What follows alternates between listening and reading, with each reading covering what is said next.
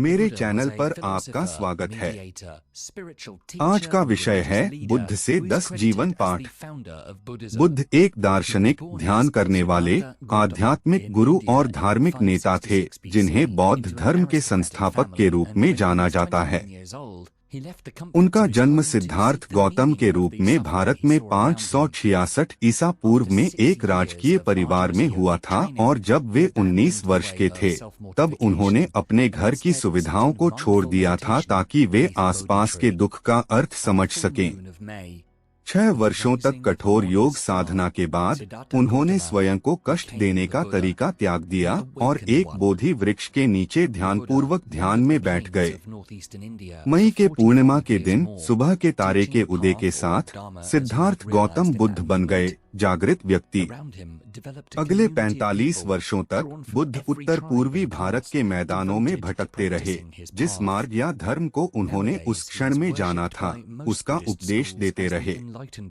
उनके चारों ओर हर जाति और जाति के लोगों का एक समुदाय विकसित हुआ, जो इस मार्ग का अभ्यास करने के लिए समर्पित था। आजकल अधिकांश बौद्ध स्कूल उनकी पूजा जन्म और पुनर्जन्म के चक्र से मुक्त होने वाले और कर्म को पार करने वाले जागृत व्यक्ति के रूप में करते हैं। उनकी मुख्य शिक्षाएं दुहक का अर्थ, दुहक और निर्वाण, जिसका अर्थ है दुहक का अंत, की अंतर्दृष्टि पर केंद्रित हैं। उनका प्रभाव केवल एशिया में ही नहीं बल्कि दुनिया भर में व्यापक था। इसलिए आइए हम बुद्ध से सीखे 10 जीवन पाठों पर एक नजर डालते हैं। मध्यम मार्ग का अभ्यास करें। बुद्ध कहते हैं, दुहक का मूल कारण इच्छा है। सिद्धार्थ गौतम ने अपने जीवन का शेष समय 4 आर्य सत्यों पर चिंतन करने में बिताया। 1. दुहक है। 2. दुहक का कारण हमारी इच्छाएं हैं। 3. हमारे दुहक से मुक्ति का उपाय यह है कि हम अपनी इच्छाओं से मुक्त हो जाएं। 4. दुहक से मुक्ति प्राप्त करने का 8 फलागुण मार्ग। उन्हें पता चला कि जीवन पूर्णता से काफी दूर है और लोग अक्सर सांसारिक संबंधों की तलाश में जुटे रहते हैं, जैसे कि धन, ख्याति और सम्मान। उन्हें यह अपने अनुभव से पता था, क्योंकि वे एक बहुत ही धनी परिवार में पैदा हुए थे। उनकी ज्ञान प्राप्ति से पहले वे पहली बार अपने महल से बाहर निकले और 3 कठोर सत्य देखे: गरीबी, बीमारी और मृत्यु। तपस्या को अपनाते हुए उन्होंने बाद में खुद को हर भौतिक सुख सुविधा से वंचित करके अंतर्मन के दुखों से बचने की कोशिश की। इससे वे बहुत बीमार पड़ गए और उन्हें एहसास हुआ कि उनका तपस्वी जीवन उन्हें उनकी इच्छाओं और दुख से बचा नहीं पाया। इसलिए उन्होंने हमें बताया कि हमें मध्यम मार्ग की ओर प्रयास करना चाहिए। ऐश्वर्य और अत्यधिक गरीबी के बीच का जीवन, अतिलोभ और इच्छित वस्तुओं से वंचित रहने के बीच संतुलन। मध्यम मार्ग का अभ्यास करने के लिए व्यक्ति को अपनी इच्छाओं से मुक्त होना होगा। हमें बस पर्याप्त के विचार को स्वीकार करना होगा और एक संतुलित, स्थायी जीवन शैली अपनानी होगी जो भोग की अपेक्षा अस्तित्व के सुखों को गले लगाती है। नर्स ब्रोनी वेयर, एक ऑस्ट्रेलियाई नर्स जो अंतिम चरण के रोगियों की देखभाल पर ध्यान केंद्रित करती थीं, कहती हैं कि एक मरणासन्न व्यक्ति की आम पछतावों में से एक है, मैं चाहता हूं कि मैंने इतनी मेहनत न की होती। हम आसानी से नष्ट होने वाली चीजों के पीछे अपना बहुत सा वक्त खो देते हैं। नवीनतम गैजेट प्राप्त करना, नई पदोन्नति पाना, बैंक खाते में 5 अंकों की रकम जमा करना। लेकिन इन सभी चीजों को प्राप्त करने के बाद भी हम और अधिक चाहते रहते हैं, या दुखद रूप से हम इनसे खुश नहीं लगते। जब हम अपनी खुशी को अपनी इच्छाओं को पूरा होने से जोड़ते हैं तो हम कभी खुश नहीं रहेंगे और रोज दुखी रहेंगे। सही दृष्टिकोण अपनाएं। बुद्ध के अनुसार लोगों या परिस्थितियों से नाराज न हो, दोनों बिना आपकी प्रतिक्रिया के निर्बल हैं। बुद्ध हमें सही दृष्टिकोण अपनाने के लिए कह रहे हैं, हमारे विचारों के प्रति अधिक दार्शनिक बनना, जागरूक होना कि हम क्या सोचते हैं, और फिर इस बात का गहराई से जांच करना कि हम ऐसा क्यों सोचते हैं। इसके बाद ही हम जान सकते हैं कि हमारे विचार सही हैं, गलत हैं या भ्रमित। हमारे विचार हमारे दैनिक निर्णयों और संबंधों को गहराई से प्रभावित करते हैं और हम अपने जीवन के सभी पहलुओं में बेहतर निर्णय ले सकते हैं अगर हम अपने सोचने की नींव के बारे में स्पष्ट हों। हमारी समस्या यह है कि हम आसपास होने वाली चीजों पर तेजी से प्रतिक्रिया करने के प्रति प्रवृत्त होते हैं। स्टीफन कोवे ने अपनी किताब the 7 habits of highly effective people में इसे जीवन का 90 से 10 नियम कहा है। जीवन का 10% वह है जो हमारे साथ होता है और 90% यह है कि हम इसका कैसा प्रत्युत्तर देते हैं। कल्पना कीजिए कि काम पर जाने से पहले आप अपने बच्चे की साइकिल पर फर्श पर गिर पड़ते हैं। आपका बच्चा दौड़कर आपकी मदद करने आता है और माफी मांगता है, लेकिन आप उस पर चिल्लाते हैं, बुरे शब्द कहते हैं जो आपकी पत्नी सुन लेती है, जो बाहर निकलकर आपसे कहती है कि अपना मुंह संभाल के रखें। आप अपनी पत्नी के साथ झगड़ना शुरू कर देते हैं, जिससे या तो आपकी सुबह की बस छूट जाती है या फिर आप तेज गाड़ी चलाने की वजह से दुर्घटना का शिकार हो जाते हैं। फिर जब आप 15 मिनट देर से काम पर पहुंचते हैं, तो आप पूरे दिन अनिश्चित रहते हैं क्योंकि आप अभी भी गुस्से में हैं। आपका टीम लीडर आपको डांटता है और सुबह की घटना की वजह से आप उस पर भी चिल्लाते हैं। आप परिवीक्षा निलंबन के साथ घर लौटते हैं। आपका परिवार आपसे बात नहीं करता और आपका पूरा दिन खराब हो जाता है। वैकल्पिक रूप से कल्पना कीजिए कि जब आप गिरते हैं तो आप उठते हैं, धीरे से सांस लेते हैं, फिर अपने बच्चे को क्षमा कर देते हैं और कहते हैं, अगली बार सावधानी रखना, अपनी साइकिल गैराज में रखना याद रखना। आप एक अनावश्यक विवाद शुरू नहीं करेंगे, जो घटित हुआ उसे हल नहीं कर सकता। आप बस नहीं छूटने देंगे या ट्रैफिक में जल्दबाजी नहीं करेंगे और आप अपने दिन पर नियंत्रण रखेंगे। हम खुश रह सकते हैं अगर हम प्रवृत्तिशील बनते हैं, न कि प्रतिक्रियाशील उसके प्रति जो हमारे साथ हो रहा है। हमें चीजों को सही नजरिए से देखने की आवश्यकता है कि हम हमेशा चुन सकते हैं कि आसपास होने वाली चीजों से प्रभावित न हो, बल्कि अपने चारों ओर जो कुछ है उसका उपयोग अपने विकास के लिए करें। अच्छा कर्म उत्पन्न करें। बुद्ध के शब्दों में, हे भिक्षुओं, मैं मानसिक संकल्प को कर्म कहता हूँ। संकल्प करने के बाद कोई शरीर, वाणी या मन से कार्य करता है। बौद्ध धर्म में कर्म का अर्थ केवल व्यक्ति के स्वेच्छाचारित कर्म से है, सभी कर्मों से नहीं। चूंकि संकल्प अपेक्षाकृत अच्छे या बुरे हो सकते हैं, इसी तरह परिणामस्वरूप कर्म भी अच्छा या बुरा होगा। अच्छा कर्म अच्छे परिणाम देगा और बुरा कर्म जीवन में बुरे परिणाम देगा। संकल्प पूर्वीय दर्शनों में पश्चिमी दर्शनों की अपेक्षा एक अधिक जटिल अवधारणा है, जो इच्छा शक्ति को भावनाओं और तर्क से स्वतंत्र एक क्षमता के रूप में परिभाषित करते हैं। पूर्वी दर्शनों में संकल्प कर्म का निर्धारण करने में सबसे महत्वपूर्ण कारक है। यही निर्धारित करता है कि कर्म की नैतिक गुणवत्ता क्या है। यह एक मानसिक आवेग है, एक उत्कंठा जो हमें किसी विशेष अनुभव की ओर धकेलती है। संकल्प भावना और तर्क के बीच का क्रॉसरोड है।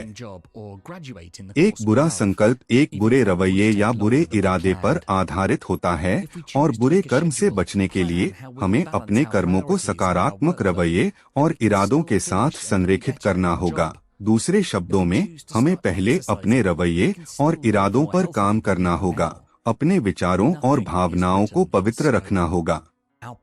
हमारे इरादे हमारे कर्मों की ओर ले जाएंगे और वे हमारे जीवन में बड़े परिणाम ला सकते हैं। हमें अपने भविष्य के लिए एक बेहतर वर्तमान में खुद पर काम करना होगा। जैसा कि हमारे अतीत के कर्मों का प्रतिध्वनि वर्तमान में है, वैसे ही हमारे वर्तमान कर्मों का भविष्य में प्रतिध्वनि होगा। यदि हम परीक्षा के लिए अच्छी तरह से नहीं पढ़ते हैं, तो हम फेल हो सकते हैं। यदि हम डेडलाइन पार कर जाते हैं और अपने कामों को करने में देरी करते हैं तो हम देरी से पहुंच सकते हैं। यदि हम ज्यादा खाते हैं तो हमें भविष्य में बीमारी हो सकती है। यदि हम धूम्रपान और शराब का सेवन करते हैं तो हमें आने वाले वर्षों में इन्हें छोड़ने में संघर्ष करना पड़ सकता है। लेकिन याद रखें, अगर हम आज अधिक प्रयास करने का चुनाव करते हैं तो हम अपनी अतीत की भूलों से पार पाने के लिए तैयार हैं। उदाहरण के लिए, अगर हम अभी से बेहतर पढ़ने का चुनाव करते हैं तो हम अपने सपनों की नौकरी हासिल कर सकते हैं या उस कोर्स में स्नातक हो सकते हैं जो हम पसंद करते हैं, भले ही इसमें हमारी योजना से अधिक समय लगे। यदि हम एक अनुसूची बनाने, अपनी प्राथमिकताओं और कार्यभार को संतुलित करने की योजना बनाने का चुनाव करते हैं तो हम फिर भी अपने काम को पूरा कर सकते हैं और उसमें बेहतर हो सकते हैं। यदि हम व्यायाम शुरू करने का चुनाव करते हैं तो हम अभी से अधिक स्वस्थ रूप से जीवन जी सकते हैं। कुछ भी पत्थर में उत्कीर्ण नहीं है। हमारा अतीत हमें परिभाषित नहीं करता और हम आज जो करते हैं वह हमारे वर्तमान और भविष्य को आकार दे सकता है। हालांकि सही परिवर्तन लाने के लिए प्रयास की आवश्यकता होती है और यह प्रयास लंबे समय तक प्रभावी नहीं रहेगा जब तक कि वह एक अच्छे रवैये और अच्छे इरादों से न आता हो, या दूसरे शब्दों में खुद और दूसरों के प्रति गहरी करुणा से न आता हो। प्रत्येक दिन को अपने अंतिम दिन की तरह जियो। बुद्ध ने कहा, जो करना चाहिए वह आज तत्परता से करो। कौन जानता है, कल मृत्यु आ सकती है। बौद्ध धर्म का मानना है कि जीवन जन्म और पुनर्जन्म का एक चक्र है और हमारा लक्ष्य इस दुख के चक्र से मुक्ति पाना होना चाहिए। समस्या यह है कि हमें लगता है कि हमारे पास दुनिया में सब कुछ है। हम सारा प्रयास एक कल में लगा देते हैं जो कभी न आए। मैं कल से व्यायाम शुरू करूंगा, मैं कल अपना काम पूरा करूंगा, मैं कल अपनी माँ को फोन करूंगा, मैं कल क्षमा मांगूंगा। और यह एक ऐसी सच्चाई है जिसका सामना हमें करना होगा। अगर हम सीख जाएं कि प्रत्येक दिन हमारा अंतिम दिन हो सकता है तो हम प्रत्येक दिन को पूरी लगन से जिएंगे, सबसे शांति बनाते हुए आज जो कुछ भी कर सकते हैं करेंगे और रात को शांति से सोएंगे, क्योंकि हम जानते हैं कि हमने अपने दिन को पूरी तरह जिया। इसीलिए सही ढंग से दिन की शुरुआत करना महत्वपूर्ण है। ध्यान की अभ्यास करके, उदाहरण के लिए, जब आप सांस लेने और छोड़ने पर ध्यान केंद्रित करते हैं तो आपको अनित्यता का प्रत्यक्ष अनुभव होता है। जब आप अपनी पीड़ादायक और दुखद कहानियों पर ध्यान करते हैं तो आपको दुख का प्रत्यक्ष अनुभव होता है। यह आपको क्षण में जीने के लिए प्रेरित करता है। जब आप खाना खा रहे हैं तो खाएं, जब आप पढ़ रहे हैं तो पढ़ें, जब आप अपना काम कर रहे हैं या स्कूल में हैं तो अपने कामों पर ध्यान केंद्रित करें। जब आप कार चला रहे हैं तो कार चलाएं। जब आप किसी के साथ हैं तो उस क्षण को उनके साथ बिताएं। यह आपको अतीत और भविष्य से दूर हटकर वर्तमान क्षण में जीने देता है, वहां रहने देता है जहां आप अभी हैं। महान चीजें छोटी अच्छी आदतों का परिणाम होती हैं। बुद्ध हमें सिखाते हैं, बूंद बूंद से घड़ा भरता है। उसी प्रकार मूर्ख थोड़ा थोड़ा इकट्ठा करके अपने अंदर बुराई भरता है। उसी प्रकार बुद्धिमान व्यक्ति थोड़ा थोड़ा इकट्ठा करके अपने अंदर अच्छाई भरता है। अच्छाई और बुराई के प्रति बौद्ध दृष्टिकोण बहुत व्यावहारिक है। बुराई हमें कुछ समय के लिए खुशी दे सकती है, लेकिन हमारे सभी बुरे कर्मों का परिणाम एक साथ पककर अंत में हमें बीमारी और बुरे अनुभवों की ओर ले जाएगा। इसलिए हालांकि हमें समय समय पर दुख झेलना पड़ सकता है, अगर हम अच्छे हैं तो हमारे सभी अच्छे कर्मों का फल पककर अंत में हमें सच्ची खुशी और भलाई की ओर ले जाएगा। यूरोपीय जर्नल ऑफ सोशल साइकोलॉजी के अनुसार एक नई आदत विकसित करने के लिए 18 से 254 दिनों तक लगातार अभ्यास और प्रयास की आवश्यकता होती है। आप जो भी कौशल सीखना चाहते हैं, आप उसे सीखना हमेशा आज से शुरू कर सकते हैं। आप एक दिन के लिए व्यायाम नहीं कर सकते और तुरंत यह मान लें कि आप अचानक से ही स्वस्थ हो जाएंगे। छोटी चीजों से शुरू करें, जैसे कि स्वस्थ भोजन विकल्पों पर स्विच करना, तेज टहलना या सुबह जल्दी उठकर खिंचाव करना। उसी तरह आप जो भी बुरी आदत बदलना चाहते हैं, आप हमेशा छोटे स्तर से शुरू कर सकते हैं। डॉक्टर नोरा वोल्कोव NIH के national institute on drug abuse की डायरेक्टर सुझाव देती हैं कि पहला कदम अपनी आदतों के प्रति अधिक सचेत होना है, ताकि आप उन्हें बदलने की रणनीतियां विकसित कर सकें। आप उन स्थानों को बचाकर शुरू कर सकते हैं जो आपके व्यसन को ट्रिगर कर सकते हैं, जैसे पब में अपना समय कम करना या स्वस्थ विकल्पों पर स्विच करने की कोशिश करें। नमकीन पॉपकॉर्न को आलू के चिप्स की थैली पर प्राथमिकता दें या सिगरेट पकड़ने की बजाय च्यूइंग गम चुनें। अगर कभी कभी विफल होना भी ठीक है, यह सीखने का हिस्सा है। अपनी बुद्धिमत्ता को मौन में दिखाएं। बुद्ध हमें बताते हैं, नदियों से जानो जो खाइयों और दरारों में हैं, छोटे मार्गों में प्रवाहित होने वाले शोर करते हैं, बड़े मौन रहते हैं। जो भरा हुआ नहीं है वह शोर करता है, जो भरा हुआ है वह शांत रहता है।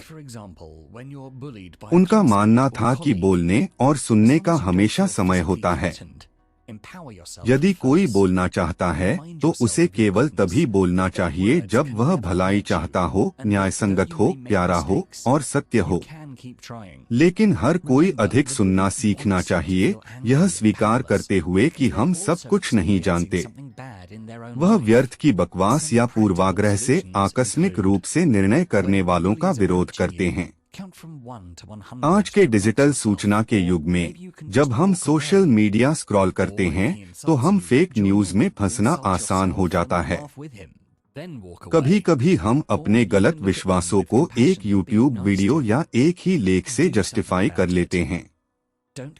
थोड़ा सा ज्ञान खतरनाक होता है क्योंकि हम मान लेते हैं कि आसान जवाब है, हर दूसरा सवाल अमान्य है और हम ही सच्चाई जानते हैं। इसे ज्ञान पैराडॉक्स कहा जाता है। उदाहरण के लिए महान अल्बर्ट आइंस्टीन को लीजिए, जब उन्होंने कहा, जितना अधिक आप सीखते हैं उतना ही आपका सामना उससे होता है जो आप नहीं जानते। बुद्ध हमें याद दिलाते हैं कि जो बुद्धिमान हैं वे सुनना जानते हैं, क्योंकि वे स्वीकार करते हैं कि कुछ ऐसी चीजें हैं जो वे नहीं जानते। थोड़ा सा ज्ञान खतरनाक होता है क्योंकि आप अपने विचार से इतना आश्वस्त हो सकते हैं कि सच्चाई न देख पाए, क्योंकि आप आसानी से दूसरों की अवमानना कर देते हैं। कोई भी दूसरों को सुनकर और स्वस्थ संवाद में शामिल होकर अपनी बुद्धिमत्ता को साझा कर सकता है और सीख भी सकता है। संघर्ष में करुणा का चुनाव करें। बुद्ध के अनुसार इस दुनिया में क्रोध कभी भी क्रोध से शांत नहीं होता, केवल अक्रोध से ही क्रोध शांत होता है। सिद्धार्थ गौतम ने भी भेदभाव और दुहक का सामना किया। कभी कभी उनका अपमान हुआ और उन्हें अपनी विरासत बनाने के लिए एक कठिन यात्रा पर जाना पड़ा। इसके अलावा मार्टिन लूथर किंग जूनियर और महात्मा गांधी जैसे अन्य प्रसिद्ध नेताओं ने भी अहिंसक कार्रवाई का समर्थन किया, जिसने उनके संबंधित देशों में सामाजिक परिवर्तन लाया, लेकिन वे भी बुरे शब्दों, भेदभाव और अविश्वास के शिकार थे। बौद्ध धर्म हमें सिखाता है कि हिंसा, घृणा, अत्याचार और बदले का चक्र कभी भी घृणा से नहीं रोका जा सकता। जब कोई आपका अपमान करता है और आप उसे गाली देते हैं तो कभी कभी वह और भी बुरा हो जाता है। जब कोई आप पर हाथ उठाता है और हम वापस मारते हैं तो हम और अधिक चोटों और घावों के साथ घर लौटते हैं। अहिंसा सिर्फ परेशानी या हमला सहन करना नहीं है, यह खुद को और बड़ी बुराइयों से बचाने का तरीका है। उदाहरण के लिए, जब आपका कोई सहपाठी या सहकर्मी आपको प्रताड़ित करता है और जब तक आप शारीरिक रूप से खतरे में न महसूस करें, तब तक पहले खुद को सशक्त बनाएं। अपने भीतर के अच्छे गुणों को याद दिलाएं कि उनकी बातें आपको कभी नुकसान नहीं पहुंचा सकती और कि आप गलतियां कर सकते हैं, लेकिन फिर भी कोशिश जारी रख सकते हैं। याद रखें, प्रताड़क चाहता है कि आप गुस्से में आए और असहाय महसूस करें, क्योंकि वह भी अपने जीवन में कुछ बुरा सामना कर रहा है। कुछ व्यावहारिक समाधानों में शामिल हैं। जब प्रताड़क आपके पास आ रहा हो तो 1 से 100 तक गिनकर खुद को शांत करें, या शायद आप बस चले जाएं, या अगर वह आपका अपमान करता है तो उसमें शामिल हो जाएं, खुद का मजाक उड़ाएं और उसके साथ हंसे फिर चले जाएं, या आप उन्हें दया की दृष्टि से देख सकते हैं और उनके प्रति अच्छा व्यवहार कर सकते हैं। इसके बारे में कुछ कीजिए, इसे अंदर मत रखिए, इससे न छिपें। शायद अधिकारियों से मदद मांगने से मदद मिले, खासकर अगर प्रताड़ना गंभीर हो जाए या में शारीरिक हमला या शोषण शामिल हो। अपनी प्रतिभा पर ध्यान करने से आप देख सकते हैं कि आप उनकी बातों से कहीं अधिक हैं। मित्रों का चुनाव गुणवत्ता के आधार पर करें, संख्या नहीं। बुद्ध के अनुसार प्रशंसनीय मैत्री, प्रशंसनीय साथित्व, प्रशंसनीय सहयोग वास्तव में पूरे पवित्र जीवन का आधार है। जब किसी भिक्षु के पास मित्र, साथी और सहयोगी प्रशंसनीय लोग होते हैं, तो उम्मीद की जा सकती है कि वह 8 फलागुण मार्ग का विकास और अनुसरण करेगा। बुद्ध हमें याद दिलाते हैं कि दुष्ट साथियों से मेलमिलाप की अपेक्षा उत्तम पुरुषों का संगत्य चुनना बेहतर है। बुद्ध मानते हैं कि जीवन एकाकी यात्रा नहीं है।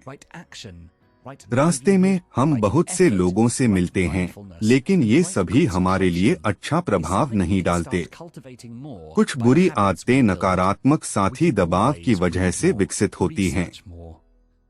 हमारे अनुभव में, जब हम धनी होते हैं या समृद्धि में होते हैं या प्रसिद्ध या जाने माने होते हैं, तो लोग हमारे आसपास रहना पसंद करते हैं। लेकिन जब हमें समर्थन की जरूरत होती है तो हमें कम दोस्त मिलते हैं। हम उन लोगों को चुनने का फैसला कर सकते हैं जो हमें बेहतर बनाने में प्रभावी हों। अच्छे दोस्त वे होते हैं जो आपको अच्छाई, पारस्परिकता और अच्छी आदतें विकसित करने की ओर ले जाते हैं, न कि वे जो आपको गुमराह करते हैं या आपको बुरी लतों की तरफ धकेलते हैं।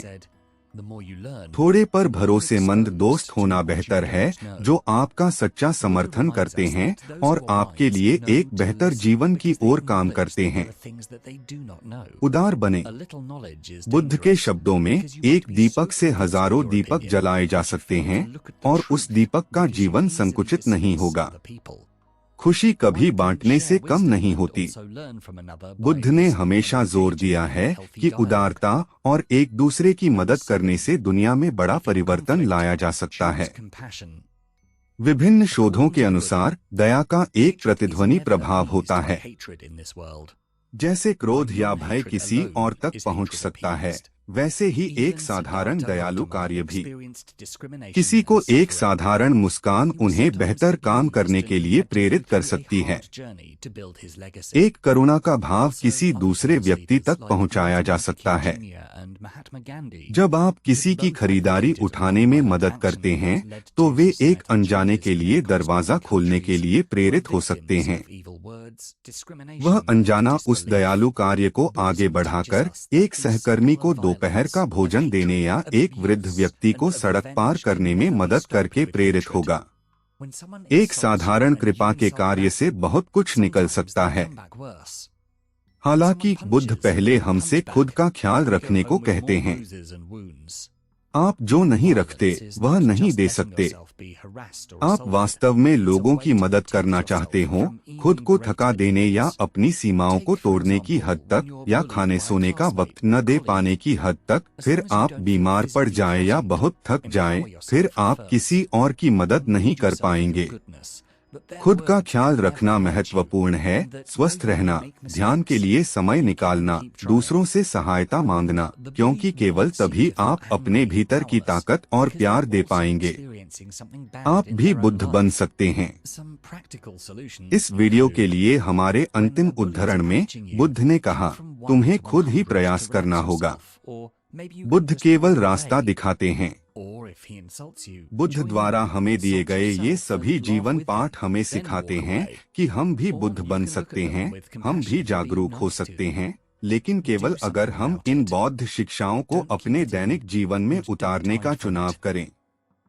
उनके बाद आए बुद्ध और बौद्ध धर्म का विकास हम सभी के लिए प्रेरणा का स्रोत और मार्गदर्शन हो सकता है। अभी हमें लग सकता है कि जीवन निराशाजनक है, हम ऋण में हो सकते हैं, अपने काम से दुखी हो सकते हैं, परिवार और दोस्तों के साथ झगड़े हो सकते हैं। हमें लग सकता है कि जीवन हम पर पहले से ही बहुत कठिन है। बुद्ध हमें याद दिलाते हैं कि परिवर्तन हमसे शुरू होता है।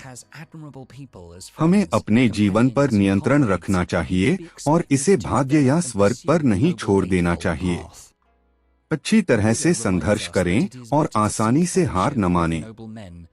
8 फलागुण मार्ग के प्रत्येक अंग समयक दृष्टि, समयक संकल्प, समयक वाणी, समयक कर्म, समयक आजीविका, समयक प्रयत्न, समयक स्मृति और समयक समाधि ऐसी चीजें हैं जिन पर हम अपनी बनाई गई आदतों द्वारा अधिक ध्यान केंद्रित कर सकते हैं।